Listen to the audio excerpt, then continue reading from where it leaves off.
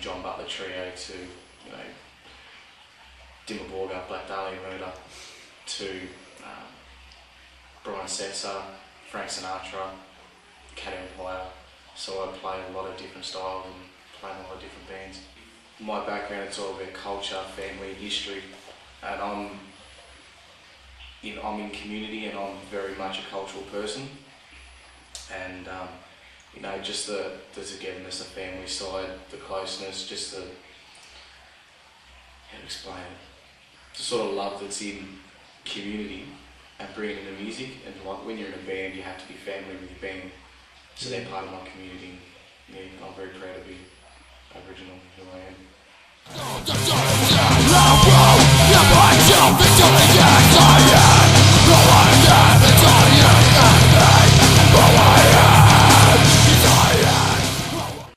When I first started, I didn't want to be in a band because I looked up to a lot of drummers like Virgil Donati, Chad Smith, who did a lot of session stuff. Even one of my mates, Paulie Bruno, from a band Blunt, he did a lot of sort of session stuff. And I just wanted to play, you know, your Drummers Paradise, sort of drum tech, drummers days and stuff like that, until I got a mate said, you know, I've got a couple of guys want to try and start a band. And he nagged me for about a week, and I got, nah, I don't want to do it, I don't want to do it. It's not my thing, I don't want to be in a band. And then I probably started in a band when I was probably 14 or 15. And it was probably the best thing I've ever done. And I'm grateful that he nagged me into doing it. I won't say his name, but yeah, I'm grateful he did it for me, because yeah, now I wouldn't have what I had today without this band.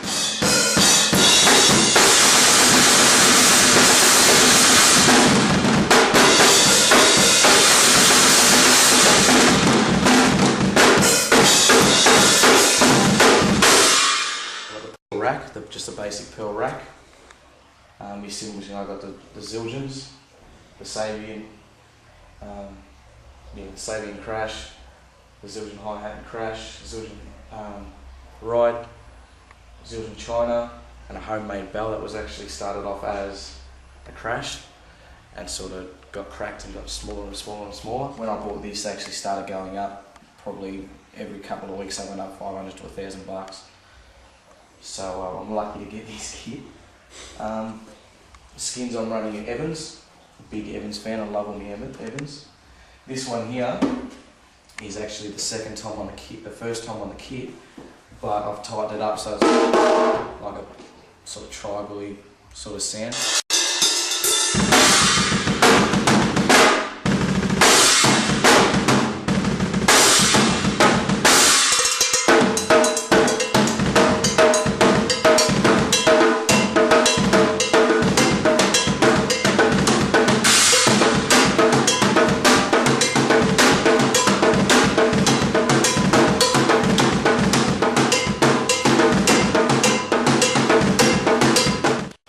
Stage where I went through drumming was sort of, I was getting a bit bored with it, but I'm a person that gets bored with things easy, so I started playing other instruments, starting side projects.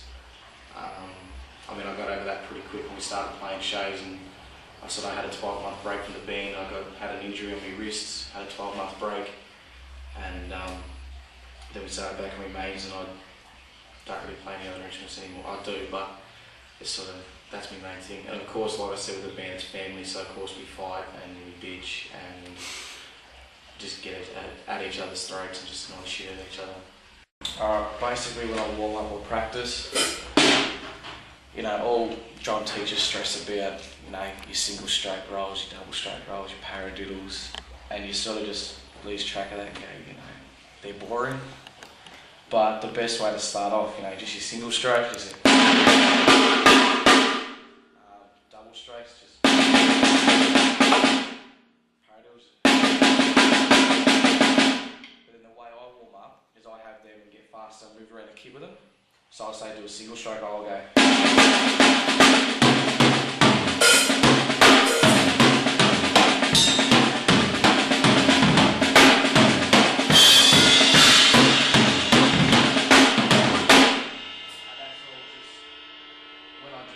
That's all just the one roll. I'm just accenting it a bit, so I'm going. So I just have different accents, but it's all just a single stroke roll. The double strokes I just do on the snare, the paradiddles I just do on the snare.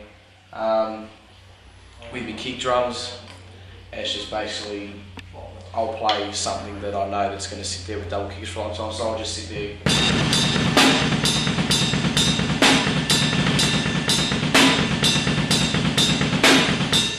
then what I usually do is get faster and faster, just sort of warm yourself up a bit, so just...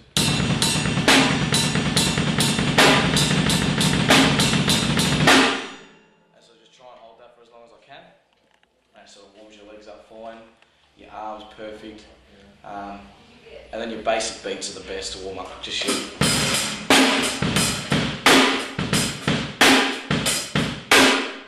single stroke, your 16s.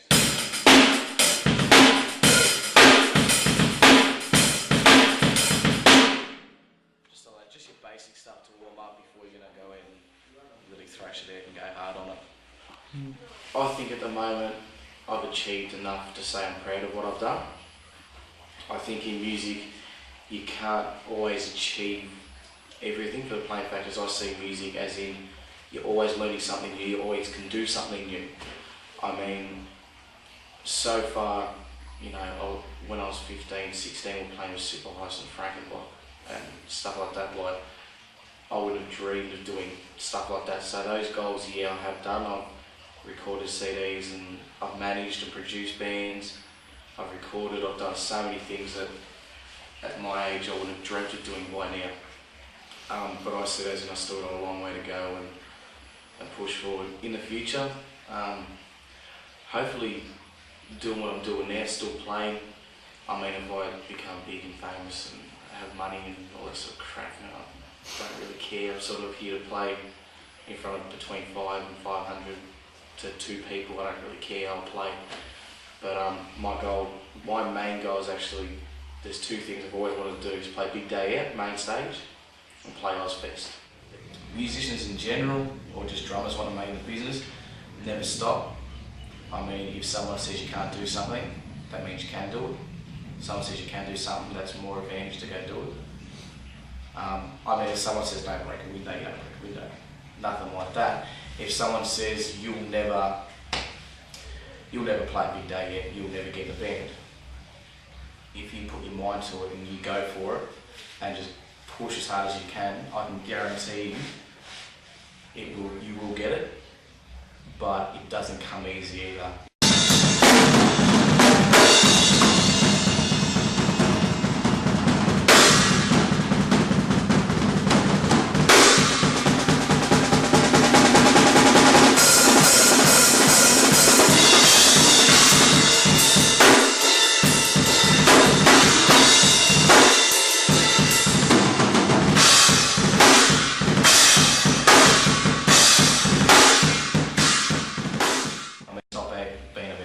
Star or being top notch.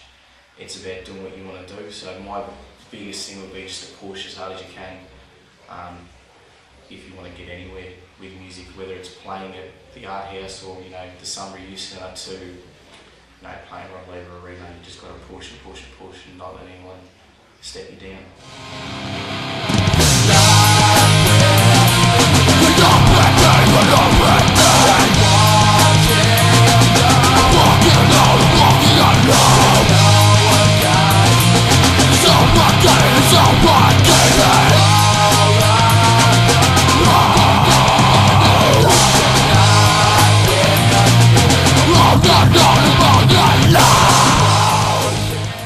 Clothing, they're one of our endorsements, and Proink Tattoos, which is of course where we get all our tattoos from Young Sharpie. They're endorsers, and yeah, thank you to them.